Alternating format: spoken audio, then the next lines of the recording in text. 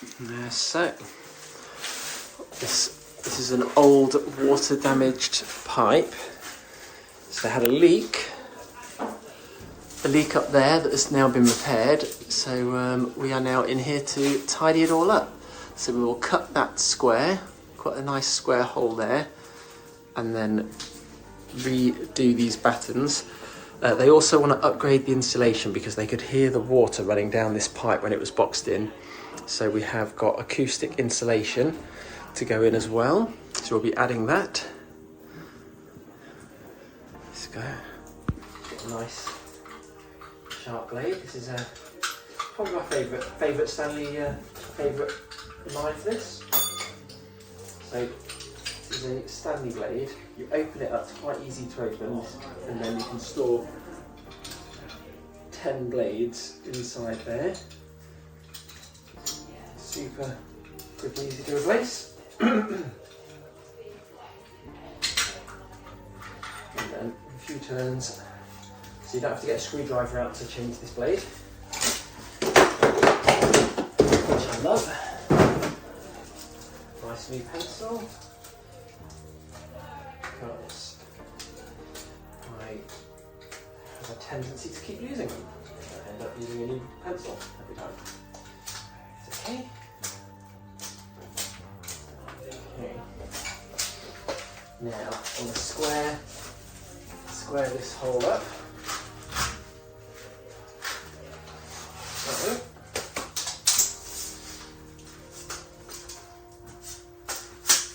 trusty square.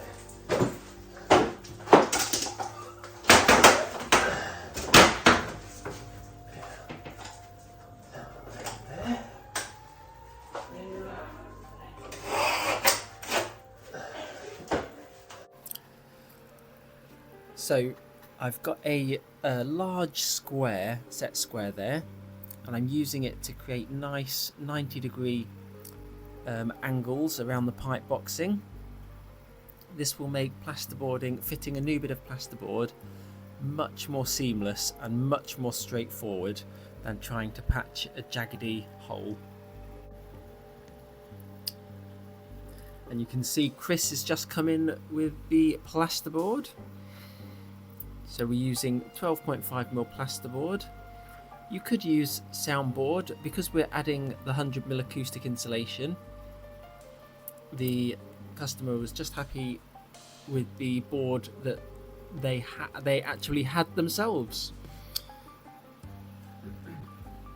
which was very useful.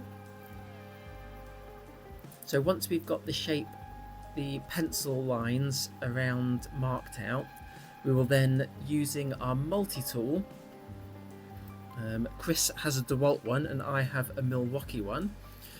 We'll see which one is best later.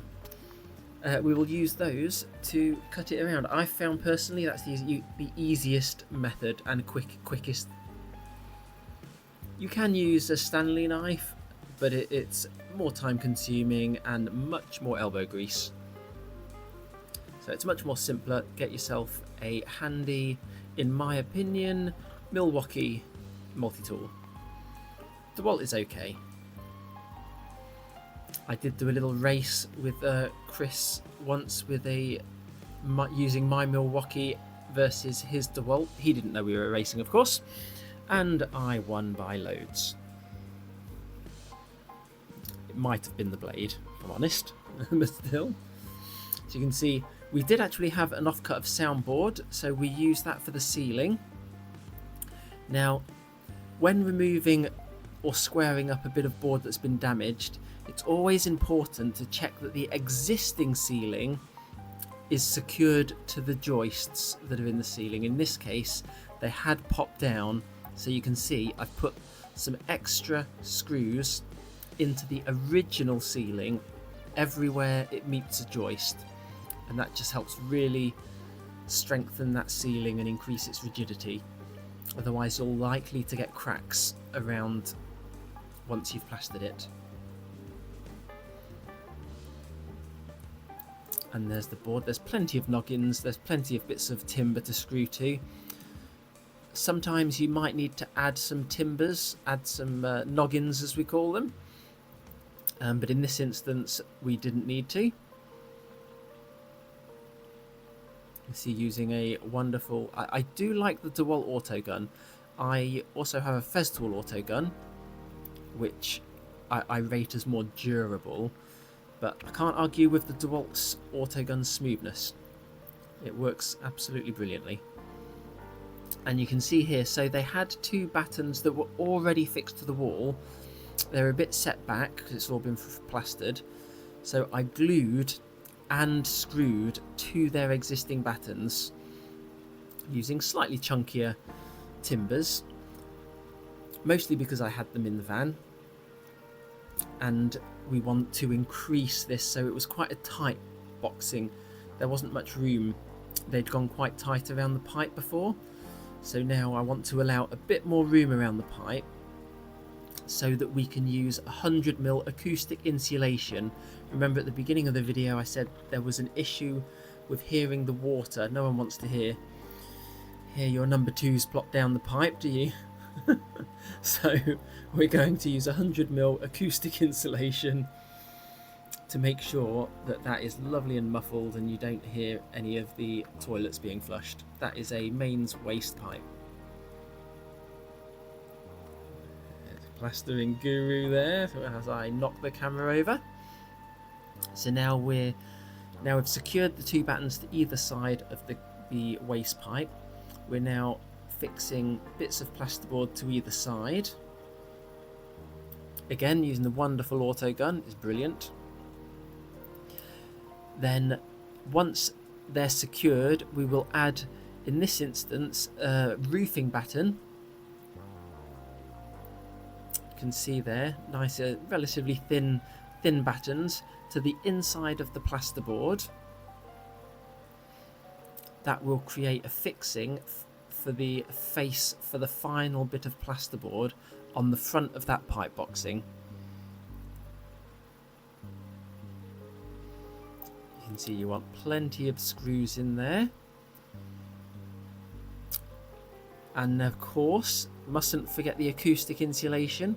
See, I'm really tucking it all the way round behind the pipe, so I've got one strip of acoustic insulation around the side and back on the left, another strip the side and back on the right, and then a third final strip on the face tucked round. Do remember, when using acoustic insulation, the air helps with the soundproofing. It helps with the thermal value as well, so you don't want to really squeeze it and compress it tight. You want it to fit comfortably but not compressed. It wants that air inside the insulation so it can work more efficiently.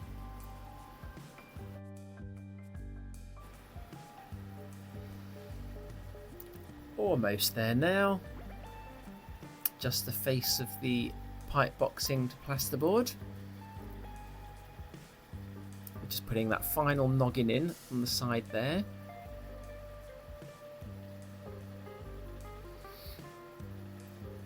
And that has smartened that up no end. The final bit of insulation, the acoustic insulation there. So that's 100mm acoustic insulation, which is lovely. And now we've got a solid base there for us to plaster. So this still needs plastering, of course, to ready for decoration. But you can see how it did look. There was a leak that caused a lot of water damage, and that's already looking much better. But we're not going to stop there. We're now going to fix on galvanized steel metal angle beads. They're there.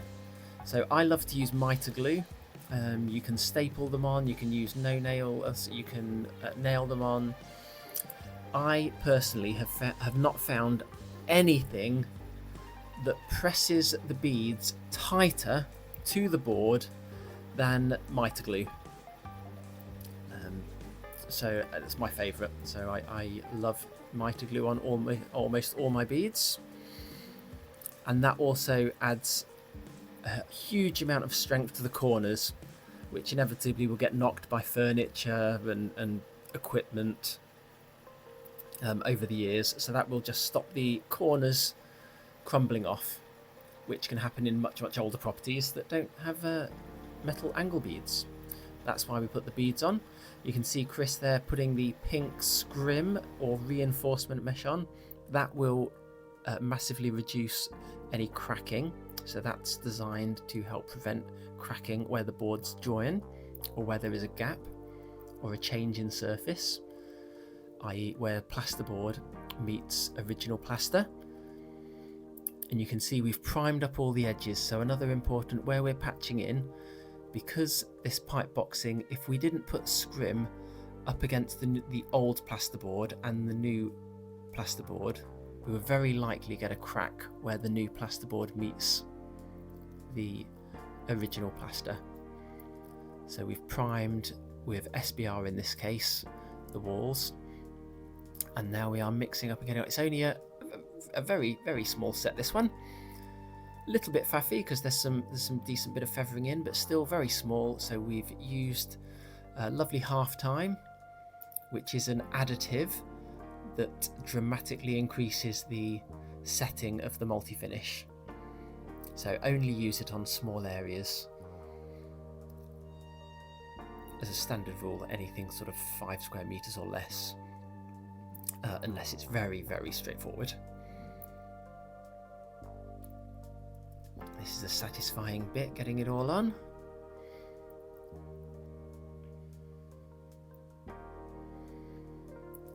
And yes, I realise it doesn't take 2 of us, but when your brother offers to help, you don't say no.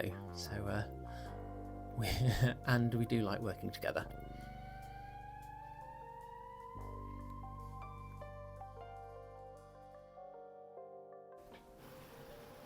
And that is just about done. I won't bore you with the whole process again, just jump straight to the finish there. And I hope you found this a little bit interesting, a bit educational, a bit helpful perhaps.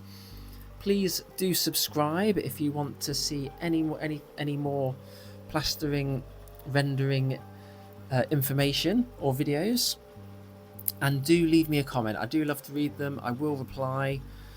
So please feel free to give me a comment on. Thank you very much for watching. Have a great day.